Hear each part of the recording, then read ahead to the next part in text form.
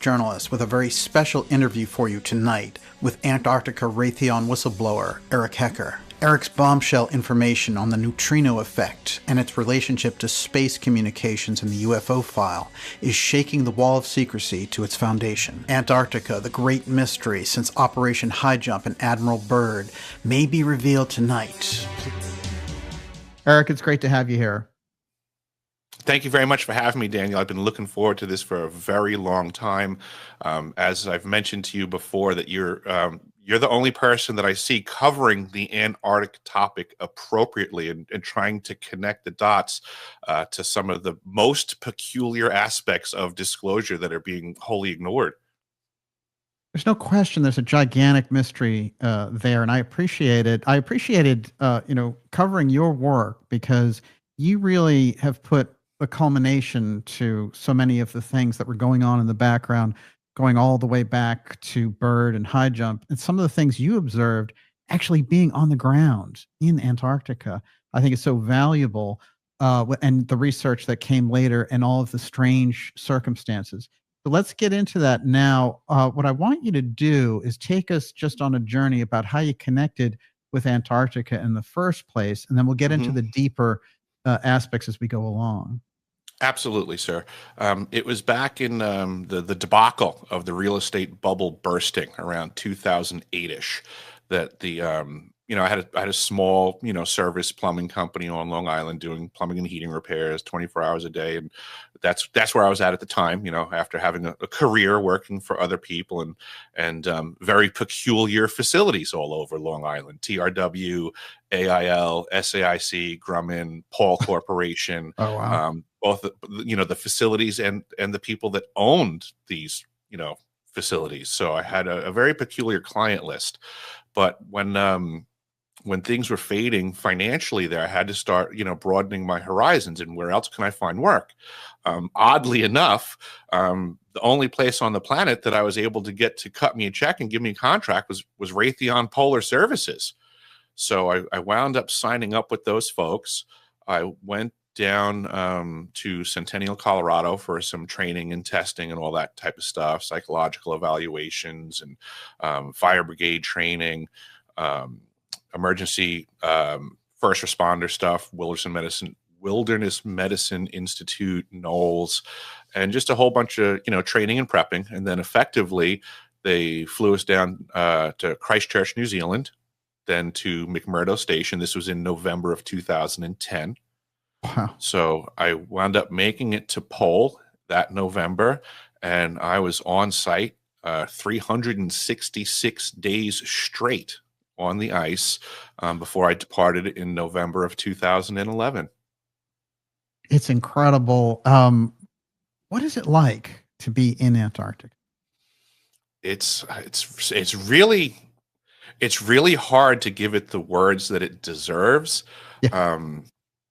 There's nothing there. I mean, when you land at South Pole, when they open up the door to the Herc and that atmosphere comes in, it is like a punch in the face. It was minus 50 degrees ambient when we arrived. It's 0% humidity, super low oxygen. So, we exit the plane and they have, your gear is on an Air Force pallet on the ice already. And you're supposed to go over and grab your stuff and carry it in. And I mean, I was 36 years old at the time and perfectly fit, working in the trades and, having a good understanding of, what I could accomplish physically. And then I went over to grab my stuff and I felt like an emphysema patient. It was like just like, Wow. Everything was heavy and hard to lift. And it was so funny because I remember there was a girl that had come out of the elevated station that had wintered over. And I knew this because she had almost no cold weather gear on. She had just like, like a thermal, a t-shirt, a hat on her head, gloves in her hands, like no skin exposed, except for her face, but no like jacket or anything. Because in her mind's eye, she was just coming out and going in and grabbing people's stuff and helping. And she just started grabbing bags and humping them into the building with great ease. And I remember thinking to myself, like, I wish she would carry me in. Like, but Yeah. how's it going to look if on the first day, the first chick I meet, I'm like, can you throw me over your shoulder and bring me in? Don't tell HR I said that. Well, that's great. Well, I guess, the training and everything, just acclimating to the whole place, she had it. Absolutely. But that's fascinating. She was You're totally there. acclimated. Did you get a sense for the idea of when Byrd first hit with his expedition there? Did you get a feel for what it was like, just the environment? And I know there's a great deal of difference. There's like 70 years difference between when he went there. But just that feeling of being out on the edge of the universe kind of thing.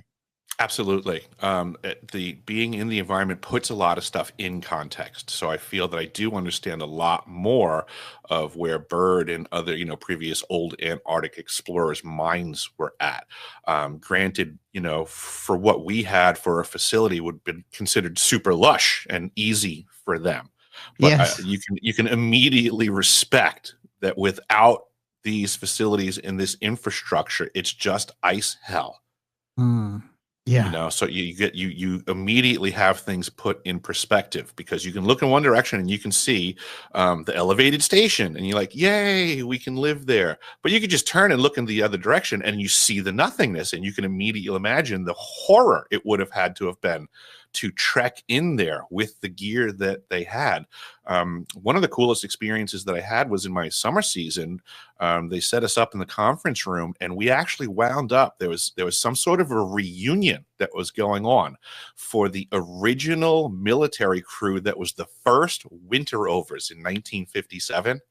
Oh, wow. And we got to do a conference call with them, and they were sharing their stories with us of what it was like for them to show up and set up the first facility to ever winter at the South Pole Station.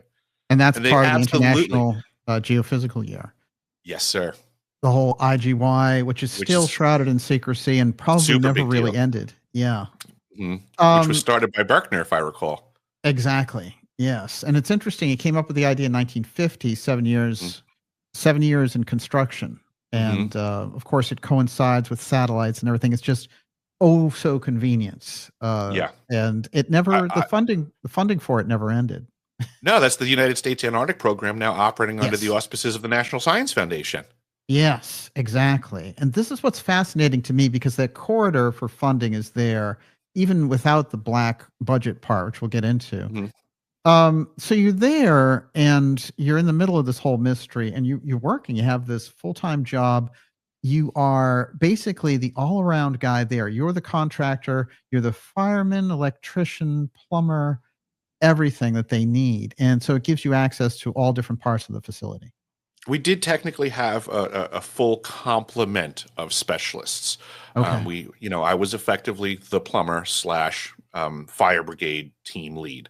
But we did have electricians. We had vehicle maintenance folks. But basically, the way things that worked was that if something broke and it was a plumbing issue, I would take lead, and then the other trades would be like my apprentices, and then vice versa. If it was a massive electrical failure, the electrician, he takes lead, and then we all help.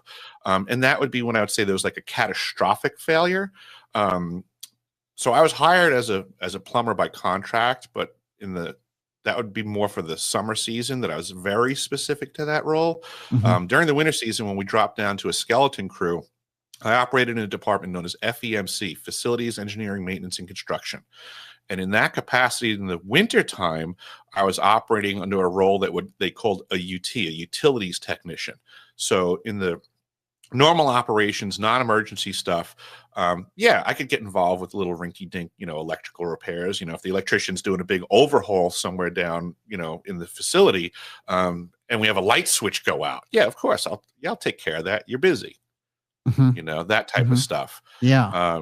So that was normal operations. We did a lot of, just preventative maintenance checks. I mean, we pretty much had to go into every room in every building every day to just check, make sure everything's okay. Make sure nothing's squeaking or creaking or smoking, or, just check everything. It was obligatory, because any failure that occurred there would cascade very rapidly. We would always say, we have to get something fixed rapidly because like Mother Nature's now encroaching and she's ruthless at the South Pole. I mean, that was one of the things that I realized during my winter season. Like oftentimes I was literally like Lieutenant Dan in Forrest Gump, like out in whiteout conditions, trying to walk to another building and screaming into the wind at Mother Nature. Like, you're not going to get me today, because it's Wow. obvious that Mother Nature has designed that area for nothing to be alive. Wow. Yeah, Right? She doesn't absolutely. want anything to be alive there. And you're going against that every step, every second. And it's, I had a lot of conversations where I didn't speak nicely to her. Right, exactly. You're there in this capacity, and over time, let's say some unusual things happen, or you witness some different types of technologies that are used, which you have no idea what they are back there. When you leave, it starts to occur to you, oh, I was witnessing some very, very strange things while I was there. How long is the arc there before it starts to sink in that there were very strange things that you witnessed? Actually, that's close to completely accurate, with the only caveat being is that I did discover the ELF system was wholly functional while I was present in the facility. And Oh, I okay. had a short Yes. stint in the submarine service, so I'm very aware of the potentials of what the ELF can be utilized for. And we were told initially that that system was off and not operational. But in my duties, I had a repair to do where I learned that that system was up and running. So even while I was there, I was like kind of floored that I was like, I knew it. I knew Raytheon was up to something here, Yeah. you know. But then in regards to the other technologies, when I did get off of the ice, yes, it did take a few years for me to start connecting the dots. And I guess you would say the motivation for that activity was when I started to notice some issues with my health. And then I started having other crew members reach out to me that they were having issues with their health. Ah. At the time, we weren't familiar with the Havana syndrome stuff, or Mhm. AHI as they're calling it now. Mhm. So we were just trying to figure out like what's going on, like what happened. Certainly, I have no love loss on Raytheon. I consider them the devil incarnate in corporate form. So for them to have damaged us without telling us, just it Yeah. seemed like par for the course and very reasonable logic. Um, we had a lot of issues with Raytheon, even, while we were on site. So this to me just seemed like a continuation of they effed us over hard yet again. Yeah. So it's this defense contractor with low regard for the people that are working there and subjecting hmm them to very hazardous conditions. Um, what is the kind of main symptom you would say that came out of this for you? So you're exposed to this machine. Some members of the crew are exposed to the ELF. And Um, what starts to happen? First and foremost, I would say it seems almost the entire list from myself and the folks on the crew. But if you want to go into like, say, main issues, I would say like unnecessary fatigue, brain fog, and I know people, I mean, if you're not suffering this stuff, it might sound like it's nothing. But Oh, it's yeah. it's the weirdest thing in the world to have to go through. Skin issues have been reported by other crew members. Um, Cognitive decline prematurely. So again, these things don't sound that terrible until it's happening to you. But this is Mhm. also why I've also come out, because what occurred to my crew, because we were in proximity and probably being wholly tested on by Raytheon because they didn't give a damn about us. But it's my belief that these directed energy weapons platforms are now being more broadly applied to the general population. And I often suggest to people, pay attention to your loved ones, learn what the symptoms are on the Havana syndrome symptoms list, and start paying attention to your own loved ones, because truly we're only going to be able to be the judges and jury on the discrepancies. because they happen gradually, and people are changing in the general community now. Like I would say I'm witnessing the people around me in the general population suffering these symptoms. But if you don't know someone's firing a weapon at you and it's invisible, you don't realize that you're now the modern walking wounded. Interesting. Wow. And Havana syndrome, of course, was picked up initially by these government workers after we reestablished the embassy there in Cuba. And somebody didn't want that to happen. And they started to come down with things like they would call them microwave concussions. One of the weird things that I noticed in those stories, if you go into it, is after the personnel were called back to the United States, the symptoms continued. The syndrome continued to stalk them. And that sounds like it's the same thing in your experience. Yeah, I think of it again, like from my submarine experience, I'm cognizant that, you can get a sound signature off of anything. And then at that point, that's your target. You just dial in. So once they got your number, it doesn't really matter where you go. And once you're part of the experiment and you're unbeknownst, I mean, there's no reason for them to stop. Right, right. Absolutely. And some of those aspects that get into mind control and things are interesting. You brought them up. And I am going to ask you about those.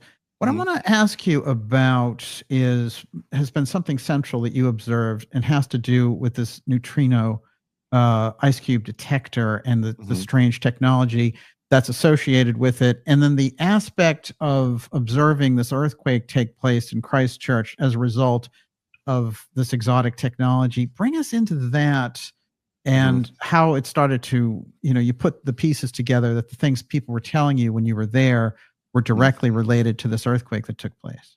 Fair enough. And that was an aspect that I would say I connected the dots after the fact, albeit I was present when the ice cube neutrino detector, ice cube lab, sometimes it's called, and the elevated station were transitioning from their construction phases to operations and maintenance. I was officially the first crew to function either of those facilities in operations and maintenance. So the ice cube neutrino facility went online when I was present. And wow. That was this is 2011? Is that right? Yes, sir. Yes. February of 2011 was when it effectively started coming online. And that was when the earthquakes occurred in Christchurch, New Zealand. It was a big deal for the Antarctic program because we had just switched from summer operations to winter operations. We had a ton of personnel transiting through Christchurch. There's a big, try to find the missing personnel. There was all kinds of call lists. And if you've seen this person, let us know. And they were, going through it. It was a very big deal.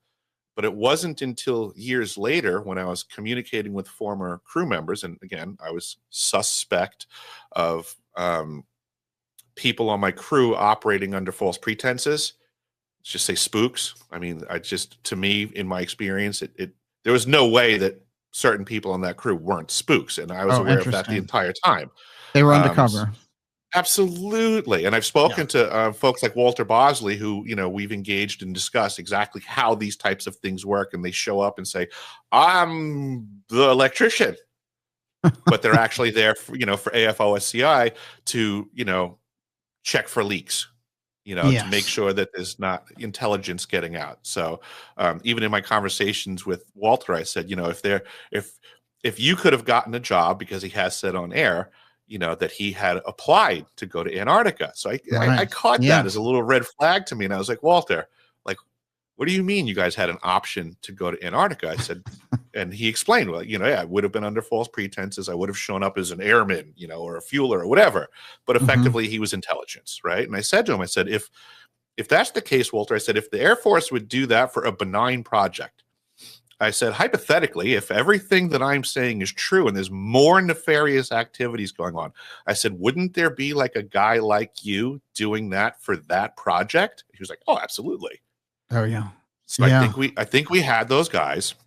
And in the post ICE deployment, when we started communicating that there were health issues, and people were asking me to put all of my cards on the table, for the benefit of our crew and our health and what can we accomplish, I demanded reciprocity. So put all your cards on the table. I said, I know that there was more going on at your desk. So it was in these communications that I basically got read into what was really going on, which was the directed energies weapons capacity of the facility, which made total sense as to why we were having health issues. And there was a lot of situations that we then discussed where I now know that we were lied to. We would run mass casualty incident drills. You know, again, I was a high-ranking member of the emergency response team. The fire brigade that I was on, I was effectively always the first person to breach the door into what we would call a red zone. We followed the FEMA incident management protocols, and basically Team 2 Fire Brigade would breach the area after Team 1 would go and, basically the alarms would go off. I would run to my gear locker, start bunkering up, full SCBA, and get ready to fight fires and rescue victims.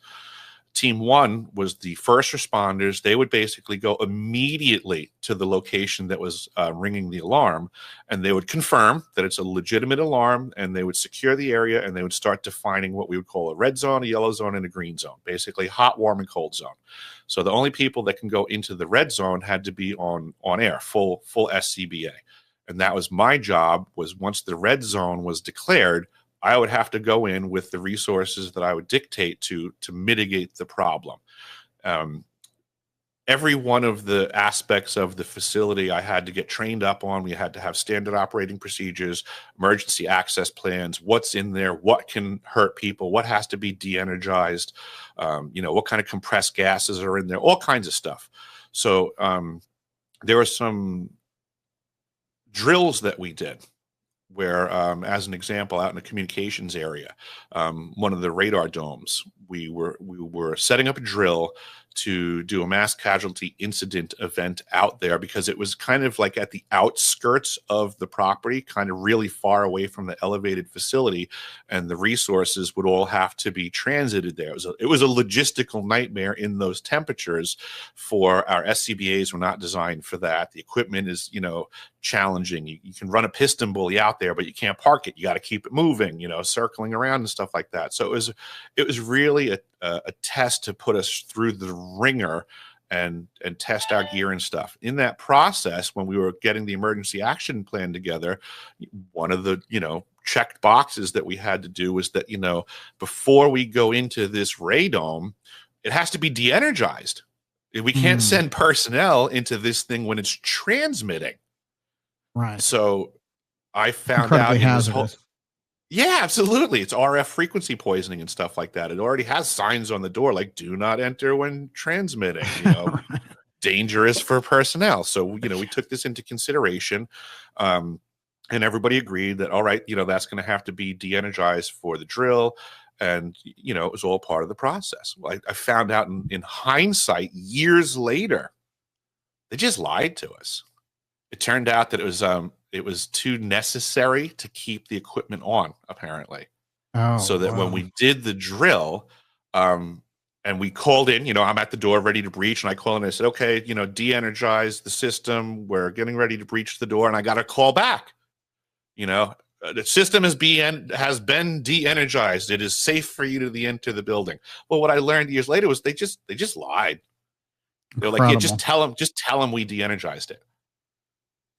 And it's fascinating because when you get into those types of things, they could have been checking you out medically and seeing what kind of effects were taking place and all the rest of it. They get all that data while exposing you to that whole thing. What is the strangest piece about the earthquake taking place there during the test, in that there was some rumors around the base, I presume, or just among your crew, that the test that they were doing on the neutrino effect was the direct result of what took place with the earthquake, but it wasn't intentional. But then later you discovered, oh, no, it was intentional. Yeah. So I would say at the time that I was on the ice and present, that there weren't rumors running around at that moment that we had induced the earthquake. It wasn't until later on. But when I was going over things with the crew, the original idea that I was being told was that it was an accident. and that it was friendly fire, and it was just because that they didn't have it dialed in yet. So they had to work on their targeting, so to say. But just like I no longer believe the radome was turned off for our mass casualty incident, that they lied about it. I think they lied about that too. I think there is a possibility that it was on purpose. And I had come across a document that was a WikiLeaks document that was apparently from the desk of Hillary Clinton, and I'm gonna paraphrase a little bit, but the concept of this email was it was referencing the earthquakes in Christchurch, New Zealand, in February of 2011, and she said something to the effect of that she was happy that it occurred and on cue. Oh, yes, yes. So that changed. That tells my you a great mind. deal there, Secretary of State. Yes. Yeah. Mm-hmm. Huh. You when you think about that, what do you think is taking place there? We've heard now all the way back to particle beam weapons, and Nikola Tesla in 1903 simulated an earthquake in Manhattan on a dare, and the police made him stop. Right. So this has been around. The idea of creating earthquakes, creating weather events, and the whole disaster capitalism that goes along with it. But this one basically is, you have this test going on by Raytheon there in Antarctica, and it results directly somehow, because it's aimed at Christchurch, in the earthquake there. And then, whether it's accidental or they did it on purpose as a test, and it seems like they did it on purpose. We've seen over and over again, there are little hints that some of these major earthquake events are being caused by this technology. What do you think it is in the technology? And would you say definitively that you think we possess a DEW that can set off an earthquake? Absolutely, I believe that we do. I believe it's right at South Pole Station. This is why I fight this battle, is that everybody's saying, if this stuff was true, if somebody knew something, they would say something. Well, I am, because I know something, so I'm saying something. Right. This is what's called actionable intelligence. Right. A lot of these other whistleblowers are out there, and they're not really giving actionable intelligence. Right. The way I look at it is like, I'm not a lawyer. I'm not the judge and jury. Right. But I am providing enough actionable intelligence that if there was to be a grand jury, they'd be able to indict and move forwards and do an investigation, which is what I went to Washington, D.C. for in good faith, is I don't believe that I have the whole case lock, stock, and barrel. But I've provided enough actionable intelligence that it deserves people looking into this further. But you're bringing in that huge puzzle piece, and it's coming in from a very obscure corner, which is Antarctica. And the testing that's going on down there, the presence of the defense contractors like Raytheon, Lockheed Martin, and others, and the secrecy levels that they're under. Not to mention the fact that if you really get into the history there, the UFO file aspect comes into that. I'm going to get into that with you. What I want to ask you on this is, when you went to Washington and they put you in a skiff to give this information. Yep, two of them. One was the Senate Intelligence Committee, and one was Arrow.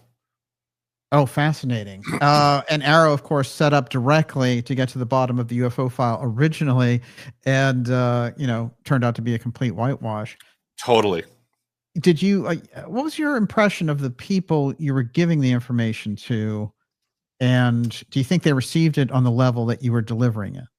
It was funny how diametrically opposed those gifts were. The Senate Intelligence Committee skiff was run by Kirk McConnell, who I didn't know at the time. I had no idea who he was. From my perspective that day, I just thought he was like a really smart scientist that was really nice. Like, he was very smiley, he was very amicable, but he was like a kid in the candy store. I spread out all of my information all over the table. There was other people in the room, but he was the one basically running it. He was like the point of contact for everyone else. He was asking the questions. People had questions for me, they would ask him first, and he would kind of give his interpretation and redistribute the information back. So that was fantastic. That skiff, like, I left there feeling like I had accomplished something, and that it was worth me going to Washington, D.C. They absolutely, thanked me for my, braveness to testify, told me my information was going to be put in the National Archives, and, we're going to get to the bottom of this, But the folks at Arrow, it was like everything that I was telling them was nowhere near anything they heard before. They didn't know how to connect it to anything. They were just question askers. Not interesting. Yeah. So that one was a bit more disheartening, because it just seemed like, that my information it wasn't that it's so much that it was falling on deaf ears, so to say. It was just falling on, we'll go biblical. Those people had neither eyes to see nor ears to hear. They didn't know what was going on when I was talking. Oh, right. And that could be the position coming in that, we can neither confirm nor deny. So we're just going to sit here and ask you the questions like we don't know anything. But it's also interesting to consider that if they're that out of the loop, then, there's so few people that come directly from a facility or having worked for a defense contractor in Antarctica who can come out and say this. And, we've had some kind of fluff stuff that's come out that said, hey, there's a pyramid over here, and that kind of things. And, I believe some of the stories that go back around Pyramid of Alaska and things of that nature, but nothing, Antarctica, in my opinion, it's harder to get real, genuine intelligence out of there than it is on the moon. It's so remote and under such a veil of secrecy because of its importance. And the question of why it's so important intrigues me. One of our mutual friends, John Warner IV, talks a great deal about his dad, who was Secretary of the Navy and a great senator from Virginia. And in conversations with him, even he was holding out and being highly secretive. But he indicated that the program that he was involved in, Deep Freeze, in Antarctica, was related directly to space. And so I want to get into your research around that. You've been there. You've been in the middle of that maelstrom of the secrecy. What is it that relates Antarctica to space, in your opinion? That besides the ability to induce earthquakes from the ice cube facility, that how do I put this? So, we'll just say UFOs. Obviously, there's off-world ones. I'm not opposed to there being life in the cosmos and them having ships, and I'm not opposed to them coming here. But I believe that would be the most minute amount of observations of the activities that we're seeing. I believe most of the stuff that we see is man-made technology that's just monopolized technology. And this, they're hiding it away so that it's unregulated. But all of these vehicles that we're now discussing have exotic propulsion systems that, from what I'm learning, most likely eject neutrinos as part of their propulsion process. So the ice cube neutrino detector would effectively be like an air traffic control tower to observe the flight paths of these vehicles. Most of our radar systems can't track these things because it's the way the technology functions. It can only track things that go up to a certain speed, and then on the screen it'll start to look like something's skipping across the screen because it's only getting a flash of it at different points. So it gives that weird signature. No human craft can do that. Well, if it goes really fast, it can. It'll just look like that. That peculiar thing is exactly how it'll look on a radar screen if it's just screaming across the sky. You would need another form of observation to track our own equipment moving at great speed.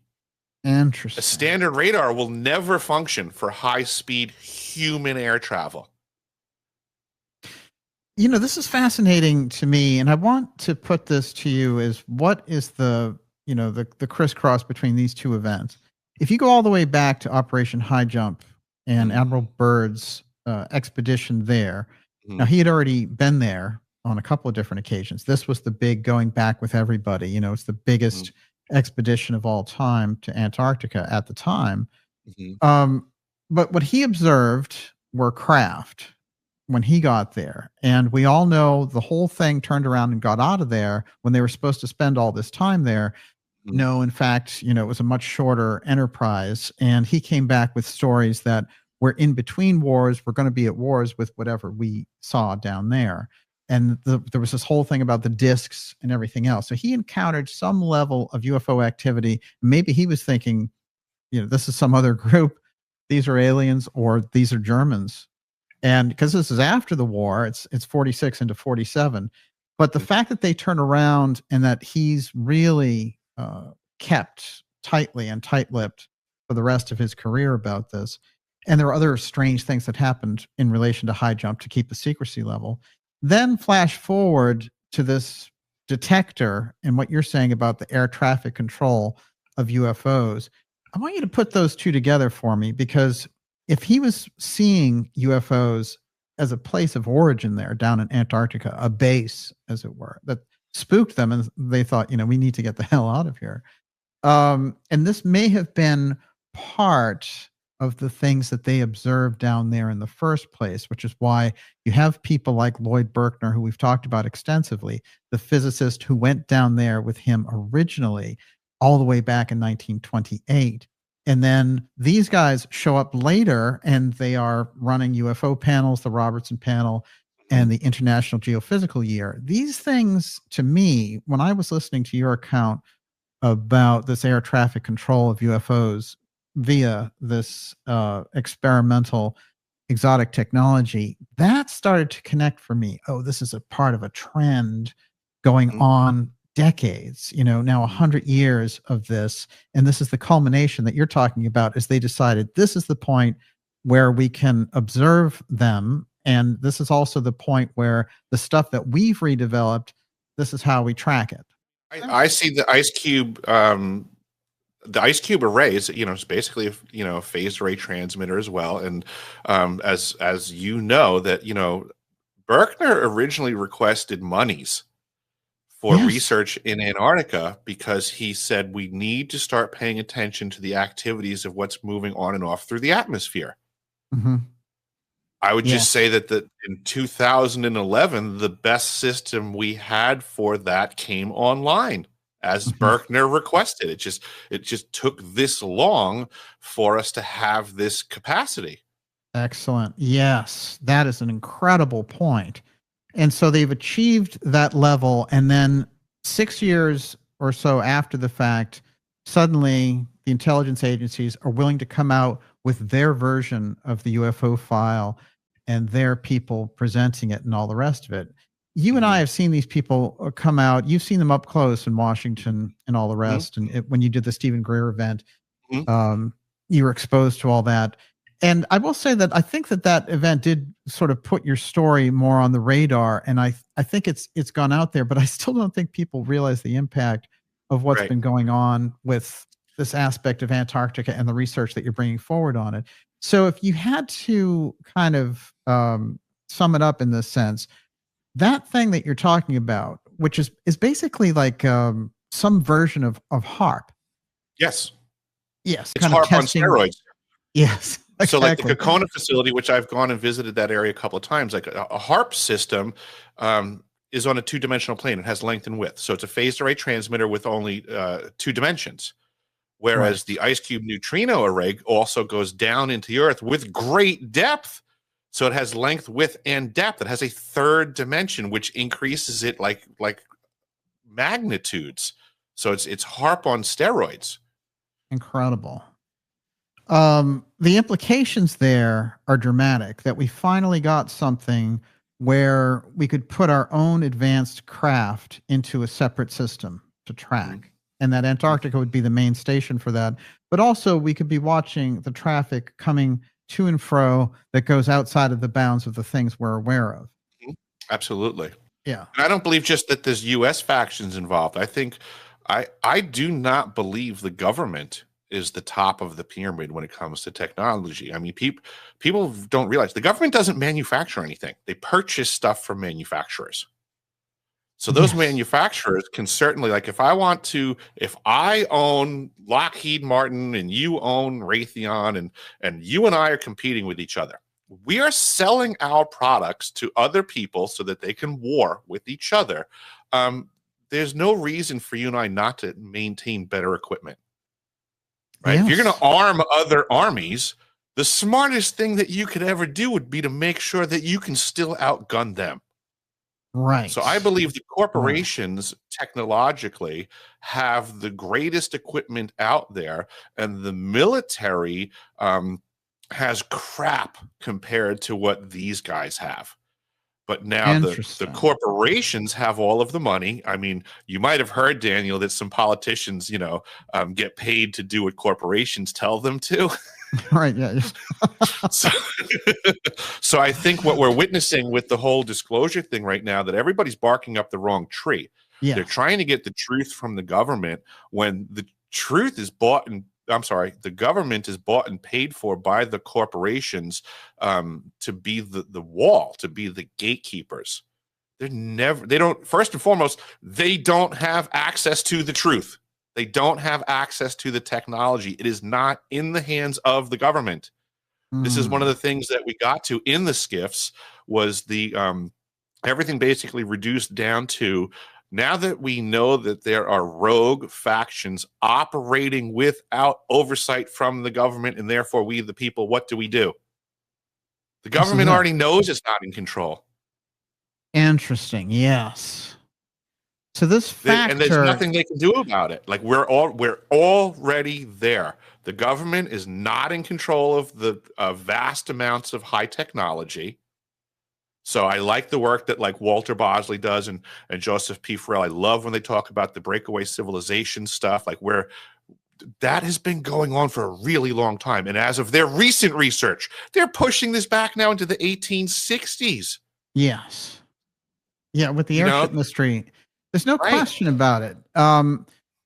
What's interesting to me is the inflection point becomes Antarctica, because somehow it becomes the center of secret research to a point where I think something like Area 51 is down the chain.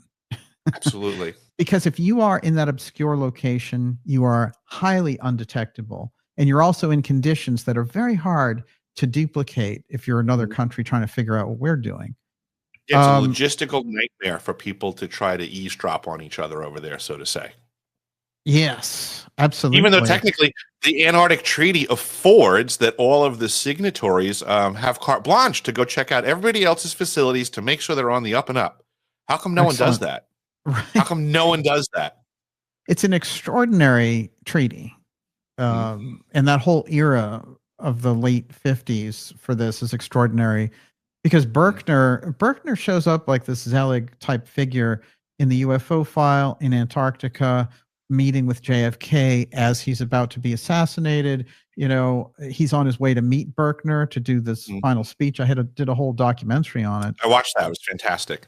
Yeah. What's amazing to me about Berkner is he's in the heart of this. He was working at the end of his life with James McDonald, of course, and then he died very suddenly in the middle of giving a speech to this think tank at a relatively early age, 62 years old. And I wondered there if this figure who is, I talk about these factions being ex-protect and ex-share.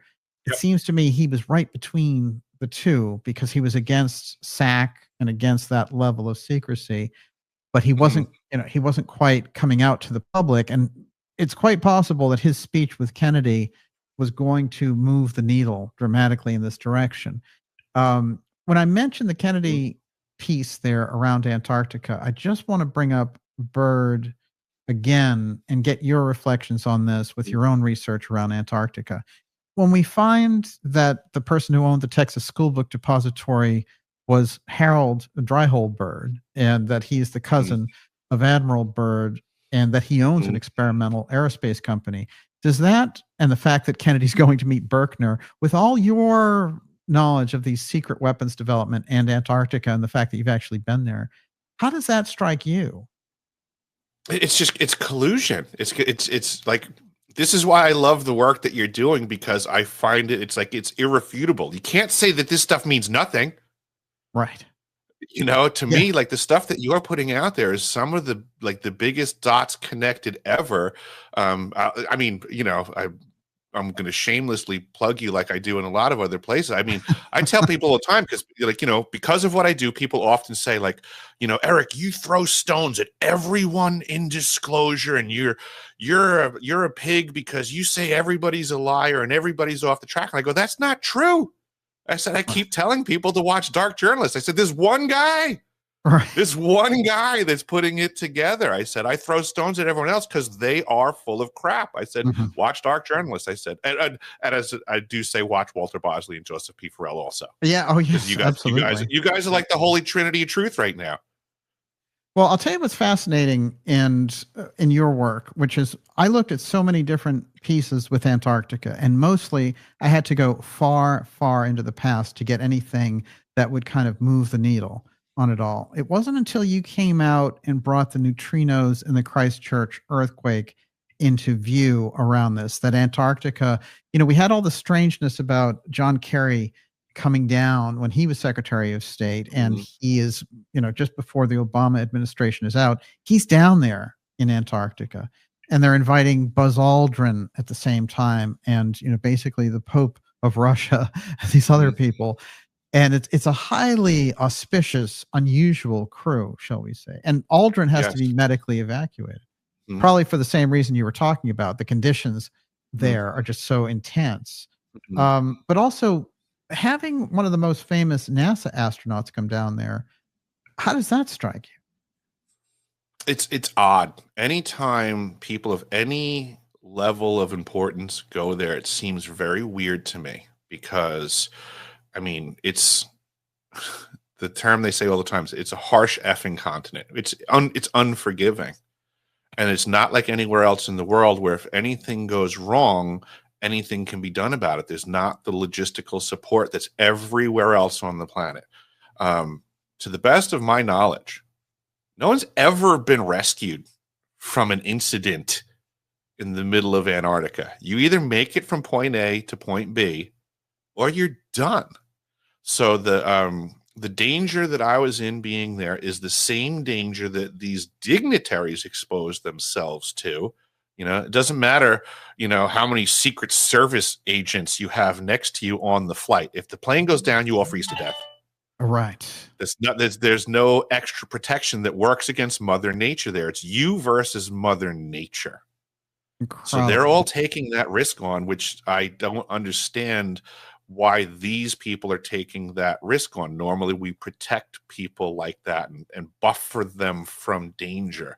So anytime a dignitary went down there, I found it the weirdest thing in the world. In my summer season, I got mad because there are rich people that go down to South Pole and they pay exorbitant amounts of money to pretend that they skied there. They lie. They fly in and they take out their skis and then they go over to the pole and they take their hero shot and they all, tell their friends, I skied but they're lying. And one time I was coming out of doing my rounds in the emergency power plant and I opened the door and I looked and there was a child in the hallway. One of the kids of one of these rich people. And I'm like, who the hell would bring their kid here and subject them to this danger? I wanted to slap the snots out of the parents. I was like, you guys are idiots. That's some kind of tourism. My God. Yeah. Let me bring my 8-year-old to South Pole. Well, it is so interesting to me when I think about the UFO aspect in relation to this. So I'm going to back up and say, when you came out at the Greer event, you were talking about all the things you'd observed there in Antarctica and your research since. And this medical aspect with the Havana syndrome, by the way, is that a legal case at this point? Not on my part. I can't get traction or help from anybody. I mean, I went in good faith to Washington, D.C., spoke to the Senate Intelligence Committee, nothing happened. I spoke to Arrow. They lied about my testimony when they gave their summary report. They stated in their summary report that they got reports of victims of Havana syndrome from every continent except for Antarctica. Oh, I almost fell out of my chair. you were like, I put that on the record already. That's exactly what I went there to accomplish. Mm-hmm. And they said that no one reported that. What an incredible whitewash of an institution. It's incredible. Mm-hmm. And they're obviously holding up that wall of secrecy. Mm-hmm. When you think about the UFO file, secret space program, these covert space activities in relation to some of the research and experience you had down there, what do you see happening in relation to, I think that you suggested at a certain point, they were using this exotic technology for communications purposes in deep space? That's where you just were sending my brain. I was hoping you were going to bring that up. Yeah. Again, back to the research that Bosley and Farrell are doing. They're pushing back the timeline for airship activities on world, and then it begs the question: at what point was it off world, Yeah. and how far could they go? Obviously, if we start sending people outward, we're going to need a means of communication. Mm-hmm. And I do also believe that in the transmit mode, a phased array transmitter, which is at the South Pole Station, could function. And this is, high level tech of quantum entangled, faster than light communication, so that if there is a fleet out there, which, like Gary McKinnon had, broken into the NASA files and said, this is a list of off-world ships and this is the list of the captains. Well, okay. Then we're going to have to These be are able the to off-world communicate personnel. Yeah. Yeah, we're going to have to be able to communicate with those people, right? Yes. I mean, we put submarines in the ocean, and we have very high-level technology to be able to communicate with underway submarines in secret.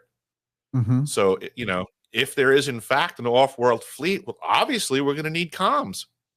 Yes. This is a fantastic and very black project for developing this. So it's probably been under development since about 1928. If you think about the radio setup of Radio America and all the things that took place there. By now, this is a very important piece of it, because when you get to 1972 and they cut off any kind of manned moon missions, there's no explanation for it. And when they go to say, well, we're coming back, we're doing the Artemis program, it's like, what happened 52 years in between? So all of that infrastructure has been developed. Something's been going on. Something's been developed in that period. Yeah, and this, I think, gets to the heart of it. I couldn't argue with that logic and reasoning. It's just, I think things just went dark. Yes. That's all. They just put it behind the veil of secrecy and gave us the shenanigans. I mean, there's really no reason that we couldn't have continued the what was presented as the standard operation for moon travel. Of course, we lost the blueprints, we lost the videos, it's all shenanigans in my book. I mean, I didn't even believe that as a kid. I didn't even understand how could we not be going back to the moon. And even now, as an adult and doing research, I've learned that, the shuttle program that we were all enamored with as children, I came across stuff that said that, when NASA was first trying to get funded for the shuttle program, for the funding they were requesting, they were claiming there was going to be 2 shuttle launches a week. Wow. How'd that work out for the return on investment? Incredible. Wow. I think it's interesting, and we have from astronauts like the late Gordon Cooper, that the Mars mission was all set. And it was set in 1966 and then again set for 1981. He heard about both missions. Oh, wow. One of them he was supposed to lead, but the training that took place was supposed to have taken place in Antarctica. That's what's interesting to me. Somehow the conditions there are, to open them up to what space life would be like, and also what living on another planet would be like. There's a piece back there, a book called Two Planets, which was a great inspiration to guys like von Braun, who went on to, after serving the Hitler V-2 rockets up, went on to lead our NASA program. My question is, and this guy, Listwitz, is quite fascinating, because what he puts across is that this Martian civilization come here, and the place that they go to are the North Pole and the South Pole.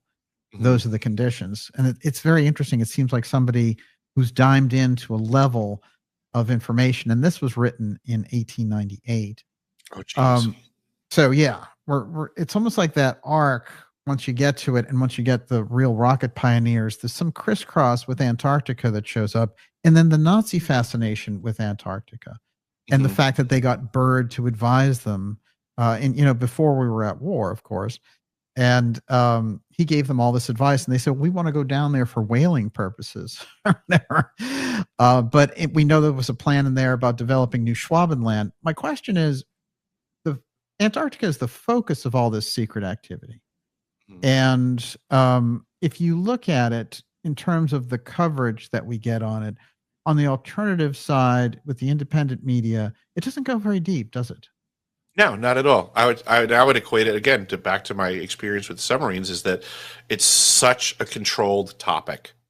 Right. Anything that you see in the media about United States submarines is curated by the submarine service.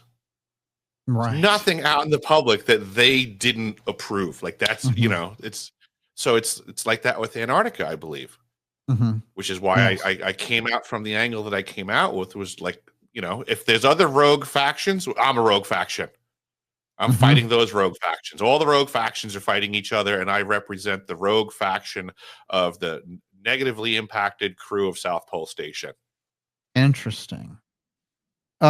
And those factions in there, because we have to remember you're dealing with human lives in those types of extreme environments, and the amount of things that they've covered up. I mean, you still have the gigantic cover up of high jump, and the files are still sealed, some 80 years later. It tells us a great deal.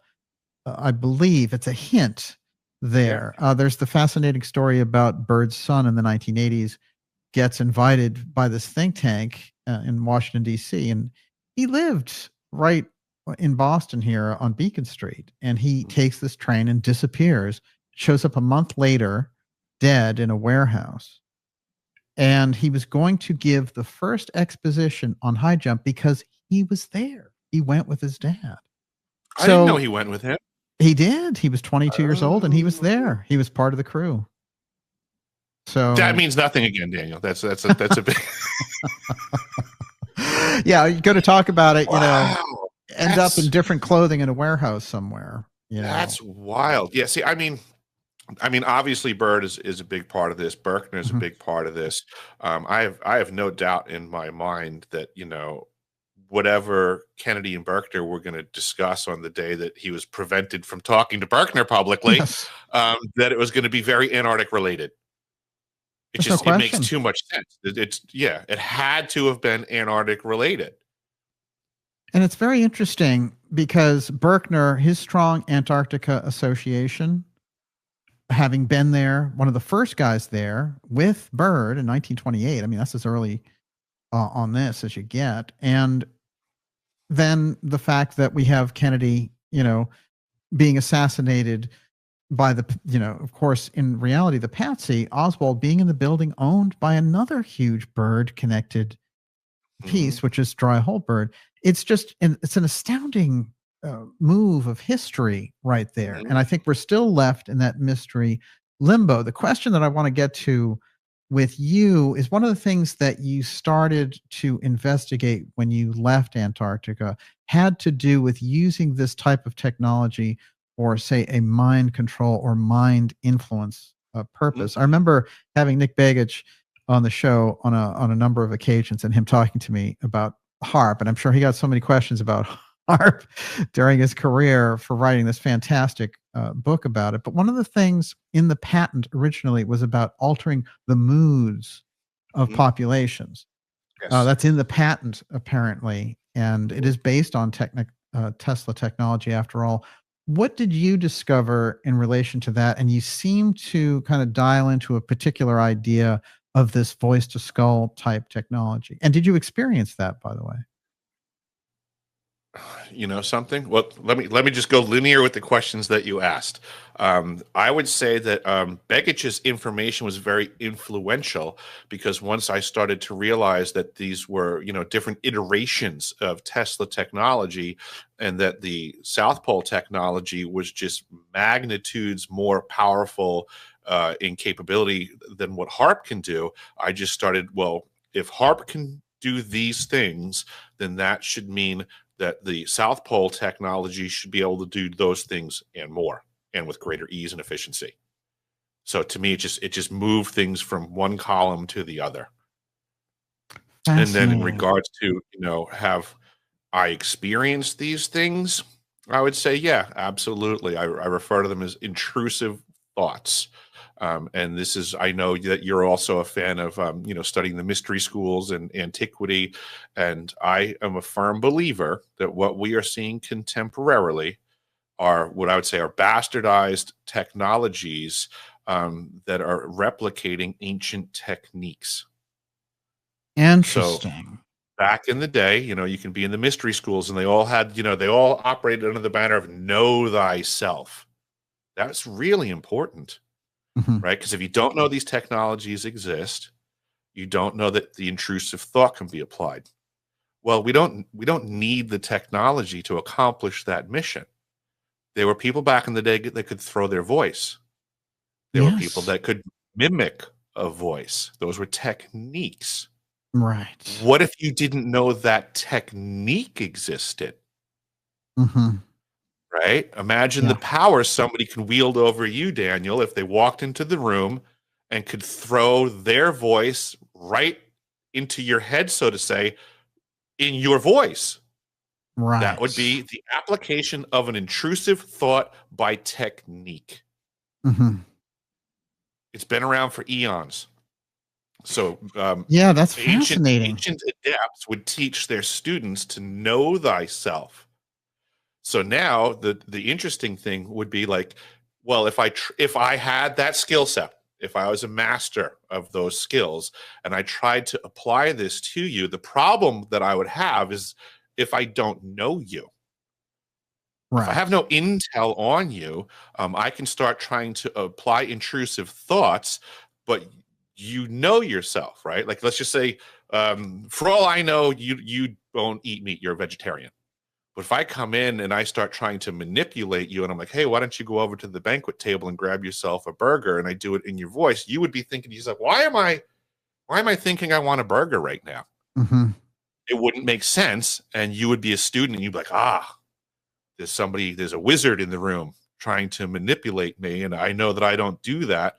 So if you know yourself, you can divine out the intrusive thoughts from your thoughts.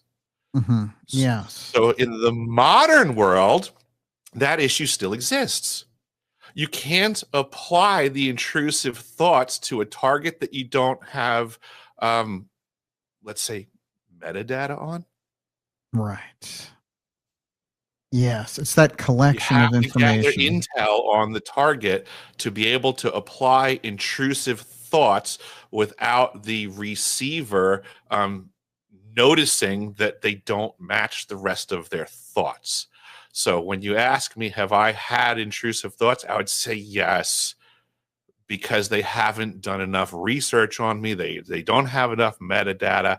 I'm not as involved with social media. I pay cash for things so that all of my transactions aren't observed and then metadata gathered. So yes, Yeah. there are times where all of a sudden a thought pops in my head and I'm like, you've got to be kidding me. That's not me. I laugh at this, but I want to ask you, do you feel, especially since you brought so much of this out about the secrecy in Antarctica and the time you spent there, I mean, have you felt targeted at any time as a result of your research? Oh, constantly. Constantly, yes. Constantly. Yeah, I mean, in so many ways. I've been physically threatened more times than I can count. I was physically assaulted in Washington, D.C. There was other whistleblowers, D.C. Long, Stephen Digner, Michael Herrera. They witnessed the tail end of the event. It was an altercation. It was, it happens. I've had family members threatened. I'm constantly harassed online by every type of troll under the sun. People all the time, I've had people say, if you show up to an event, I'm going to knock you out. And I say, I can't wait to get there. Good luck. It is, yeah, it is what it is. My mindset is, you never give in to bullies no matter what. The world suffers from deviating from that norm. Now it's, oh, if somebody says something bad to you, turn the other cheek, walk away. But no, you punched a guy in the face. There's no reason. If we choose to yield to bullyism, they always win. Like there's no other way around it. Interesting. And they create an environment where you feel like, well, it's such a hassle. I can't even share this story. And the idea is to discourage you on a very deep level. But it's interesting to me that you would encounter that, because I feel like there are a lot of people who tell stories and things about Antarctica, and they don't go through anything like that because it doesn't threaten this essential order of secrecy that's gone down there. And that there's a program. Stories aren't true. They're part of the propaganda. Yeah, right. They're not true. Yeah. Yeah, that's part of the propaganda to dissuade people from the actual truth. I'll be completely honest. I respect that Linda Moulton Howe probably had a wonderful career of research back in the day, but the angle that she's firing from now on her Antarctica stuff, her Dr. Michael Solid, they're simply getting bamboozled.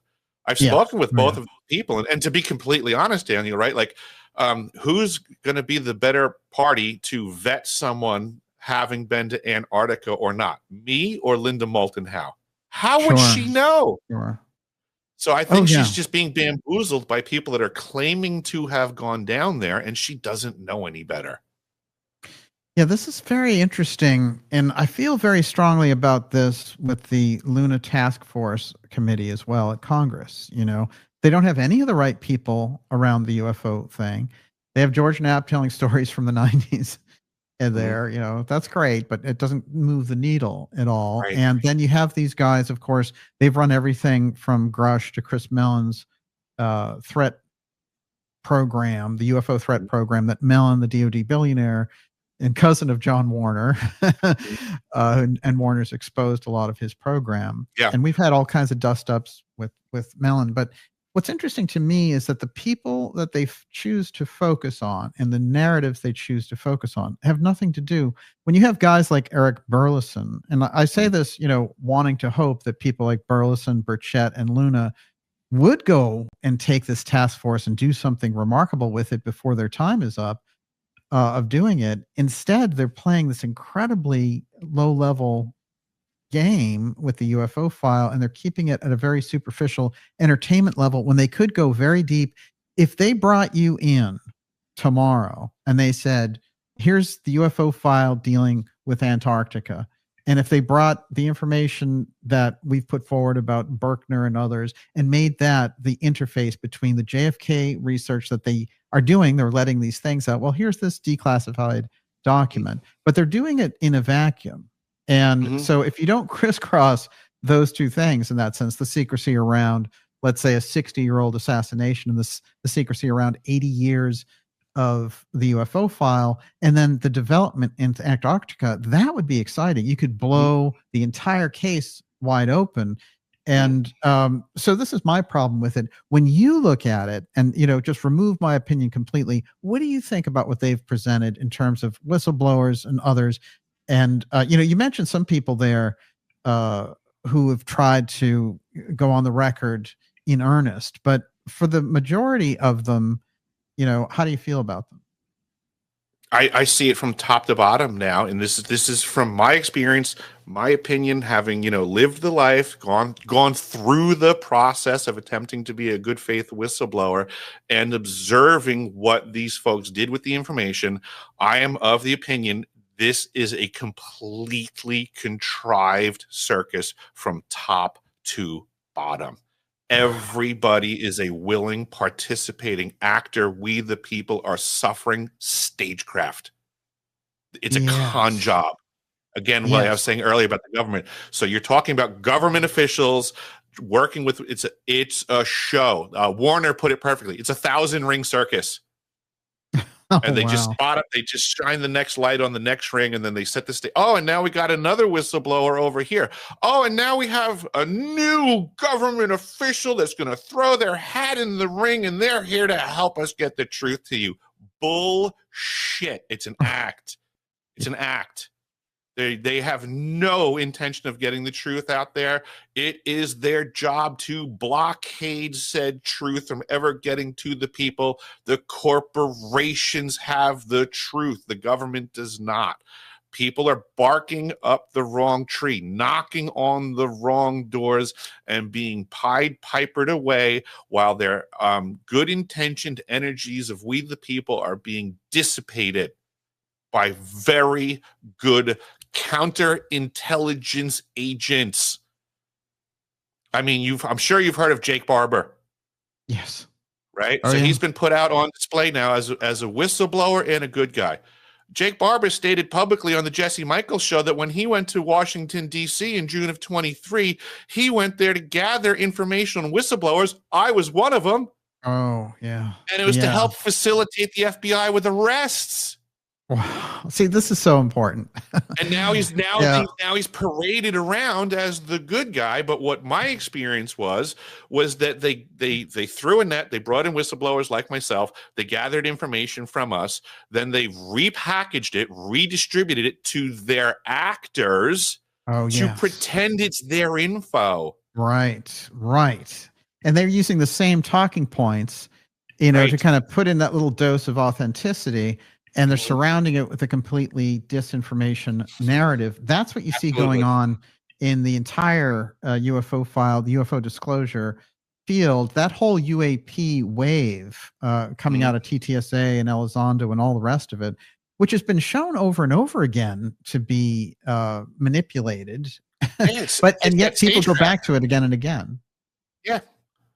It's very frustrating. I recently came across a document that was leaked on X, and it was apparently an exchange between John Estridge and someone who in this document calls himself Sean Weaver, who I have every reason to believe is Jake Barber, just operating under false pretenses. Yeah. And with that being said, the document discusses this person's engagement well before June of 23. So I took this document as proof that Barber's lying, saying that, he initially, when he came public, he was saying that, he wasn't involved in disclosure and was a participant in the program willingly until the testimony of Michael Herrera.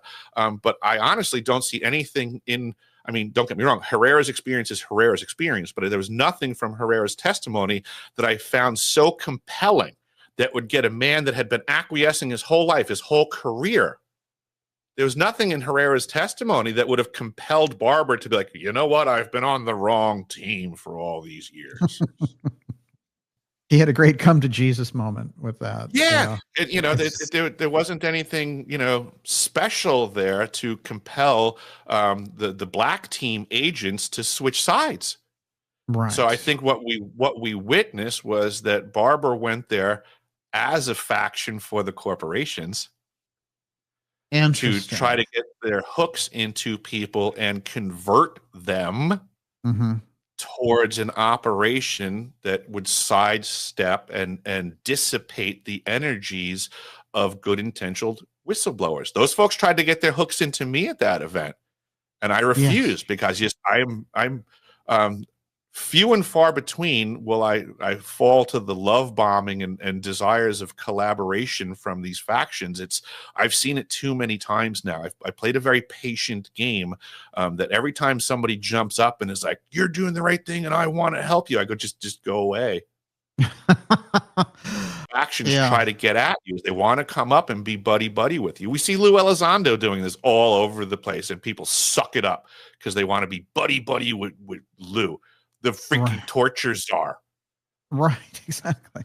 Yeah, my pal unlikely, Lou. Yeah.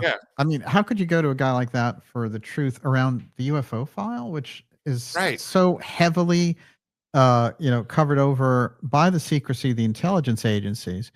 And it's interesting because when they start to choose other whistleblowers, They choose them from institutions that are honeycombed with CIA players. So when you get the NGA people, the NSA people, and the NRO people, they're all trained by the same CIA people. So it comes back to that central thing. And their job is to create this story around the UFO file.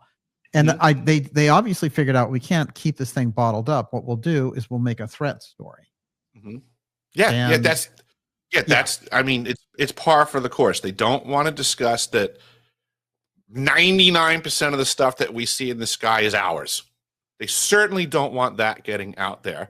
So the cover story currently is it's them. It's the aliens. Oh, and they're a threat. So by the way, we're going to need more checks cut so that, you know, we can get rid of that threat. Right. You know, since we don't have that tech, we're going to have to invest in it. So like this to me, it's like 9/11 all over again. Like, you know, September 10th, we get the DOD telling us, oh, we lost $2.3 trillion. Sorry about that. And then on 9/11, it's like, oh, son of a gun, we're going to need you guys to start cutting checks again. We have a big dilemma. It's incredible discrepancies. And of course, we know now it goes much further up the chain in terms of the amount of money that's missing. When you think about the secret development, and I'm going to kind of wind our conversation all around to this, which is you've been in the middle of that secrecy and the after effects of it. When you look at Antarctica and you look at the enigma of the UFO file, heavily shrouded in secrecy on both sides, what is the crisscross? What is the factor that draws them both together? That is, give me the combination of the UFO file in Antarctica. I think it has a lot to do with there's been more high tech going on for a lot longer than we can really comprehend. So like, you know, when Ben Rich said, you know, anything that you can think of, you know, we've already done it. Yes. I think Yeah. I think we already did it way before he ever said that. Mm-hmm. To the tune of like what Farrell and Bosley are getting at, you know, that back in the 1860s, this was being looked at. I mean, I'm doing research about the greater Long Island area, the Germans there, the aerospace engineering corporations. I'm pushing for a case at this point, can't prove it yet. I really believe that the whole Wright brothers North Carolina event was contrived to draw people off what was already going on in the greater Long Island area. Yes. Yeah. Oh, there's no question. Because everybody knows that North Carolina, that, you know, they coined the term first in flight. Well, Long Island is referred to as the cradle of aviation.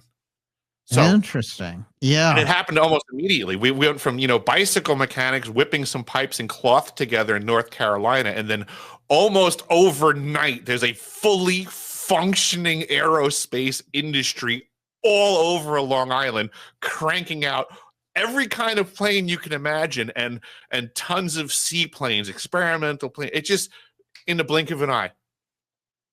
It is fascinating, and of course, the Cosmos Club is around this, and the Wright brothers were housed at the Cosmos Club while all this was taking place.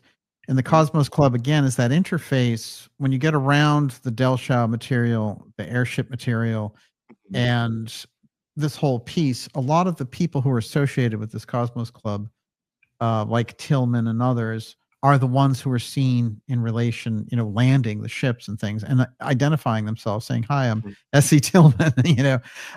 So there's an incredible thing you're raising there, which is it's a much older. I have to ask you, since it's Long Island, has Montauk showed up in your research at all? Oh, absolutely. Yeah. Absolutely. There's a lot to be said for that. The SAGE radar system that was out there was a savage system. It held the record for being like one of the longest military systems to exist without something coming in to be better than it. It ran for like 60 years or something before they came up with a system that was able to replace it because it was so ahead of the curve. One of the most fascinating facts I think about Montauk Point, the first thing that George Washington did as president was go out to Montauk Point and commission the Montauk Lighthouse. Wow. Yeah. That tells you a I great mean, deal. yeah, I mean, step one is, we need a lighthouse right here, and it's not like it's easy to get out there at the time. And Well, then with there's a lot of yeah, reports from back in the day of German submarines entering um, uh, into what was, right. submerged access points in the Montauk area. So again, the connection between Germans, Long Island, and high technology seems to be going on for a lot longer than most people have even begun to delve. That is fascinating. And when you think about something like Brookhaven and you think about the particle acceleration, Hmm. we have the whole CERN problem over in Switzerland, but it Hmm. started here. Hmm. And the particle Yep. acceleration and the particle beam weapon aspect, that takes me right back into what you were describing about Antarctica and Hmm. these beams. And we've had these stories recently about these beams being fired off from Hmm. Antarctica towards the direction of Australia. And I don't know how authentic those reports are, by the way. And yet it seems to fit this pattern of demonstration experiment that you were talking about. And in the case of Christchurch, New Zealand event, somehow, either it got out of hand or it was intended to create the disruption that it did as a test of this weapon. I'm sure that you've probably heard that Nikola Tesla has said that there are certain places on this planet that are better for experimenting with energy than other places. Yes, So absolutely. Nikola Tesla tapped the Wardenclyffe location on Long Island as being one of those positions. Right, of course. Yes. Nobody seems to have ever argued with that reality. They've only enforced it because Brookhaven National Labs is right across the street from where Wardenclyffe was. Right, The exactly. Shoreham nuclear power plant is 2 minutes up the road from where Wardenclyffe was. Camp Siegfried, the German-American bone stronghold after World War II, was right there also. There's Incredible. tons of pictures of Nazis in full regalia marching through the streets. That is this energy study area. Wow. Back to Yeah. the Nassau County area of Long Island, and what I've been looking into, the German heritage and the original settlers, literally right in the community where I grew up, I remember seeing this sign. And when I went back with a friend of mine, James Oliva, who's a researcher from New York that I got engaged with, I was showing him some of the sites and some of the things that I knew about Long Island. And I brought him to this spot where there's an old German church and graveyard, and there's a sign there referencing the original settlers. And when the first Germans settled this particular area, they referred to it as the New Jerusalem. Oh, wow. Yeah. So, I mean, a lot of people can sit here and say, well, that doesn't really mean anything, but you're someone that studies these things. It may not mean anything to us today, but I assure you that back in the day, they didn't just decide to call it the New Jerusalem lightly. Right. Well, and think about New Schwabenland, of course, this, Valhalla Yeah. for the German Nazis going down there and using Bird's information and guidance to be like, hey, we need all this from you. Eric, absolutely fascinating. I have a second planned show with you if you're up for it. Absolutely. After this one. So we'll schedule that because we need to have you back on. We've covered so much here, but I want to go deeper and even open up the subject. You've gone very deep on this today. Extraordinary research. How can people help you get behind your research, and where can they find you? The best place would be to go to my website. I'm trying to get outside of all these censorship platforms and social media things. I have a website, deciphering.tv.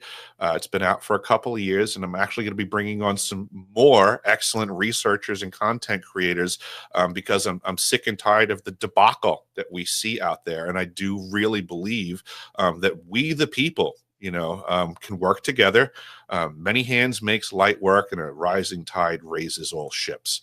So I've been working hard to find diamonds in the rough, and I'm going to grow this platform and try to do the best that I can to, work with, geniuses like you and Farrell and Bosley that are doing real research and finding actionable intelligence instead of all this speculative stagecraft that we're suffering. So yeah, Yeah, people can go to absolutely. my website and Yeah. you know, share stuff. There's an archive section where I have documentation. People can peruse it, download it. But that would be really appreciated from the audience. I'm also on X, which I'm very easy to find there. So if they want to, you know, engage me there is sometimes easier for folks. And I do some X spaces and things like that. And I'm pretty easy to get a hold of for anybody out there that has, you know, dots to connect and you know, wants interviews. So people can find me. Oh, that's fantastic. If I were to say here to the Luna committee and the task force people that you'd be willing to testify before that committee, would you be able to say that that's true? Absolutely. Yeah. I'm actively, I guess you would say, courting or being courted by politicians. But again, this is part of my experience. Is I'm learning it doesn't bear fruit. So, like in one breath, I would like Daniel. Absolutely, Yeah. I would go and testify again. If you said, Eric, do you think anything will become of it? I'd say no. Right. Well, you have. I would say to you, sir. I would say, sir, watch and learn what happens. I will No go question. testify again, and you tell me if it was worth my effort. Right, exactly. And yet I think you could smash open the congressional hearings in that task force environment, which is so controlled and so, you know, heavily kind of based towards the lack of knowledge on the part of Luna and Burchett, regardless of their intentions, is astonishing around the UFO file. And you're Right. getting this fluff on top, and you're getting the kind of Elizondo, Grush, and all the rest of that. I think that, you know, they should have a challenge online publicly here that you will speak before them publicly in that committee about these issues. And I think that that would be a fantastic thing. I'd like to see it happen. I would love to engage this in any arena. The way that I've been saying this is I'm a champion for the truth. I'm engaged in the battle for disclosure. This is a war, like Alex Jones says, info wars. Like this is very legitimate. I champion my crew from the South Pole Station. I champion we the people of this planet because these technologies, we are actively suffering under it. There is a war going on. The factions are fighting to be king of the mountain. The governments have no control over it, and we the people are caught in the crossfire, and there's walking wounded everywhere. Wow, that is fascinating. And well, it's your research and your experience that is shaking up the whole conversation around directed energy weapons in Antarctica, and this inevitably draws us into the UFO file. So that's where I want people to go for this. I look forward to more with you, and we'll do a program with you. I have something special in mind, so I'll get in touch with you, Awesome. and we'll put that together. It's fantastic to talk with you, and of course, we need to get our pal John Warner back on the scene as well, because he's such an excellent and important voice in all this. Absolutely. Yeah, I love chatting with John. That would be a great conversation for sure. That's great. Okay, Eric, we'll talk soon. And of course, this will come right out. It's fantastic to have you here and more to come. Awesome. Thank you so much, Daniel. Have an excellent day, and I appreciate the fight that you're doing as well. Okay, that's great. Talk to you soon. Have a great day, sir.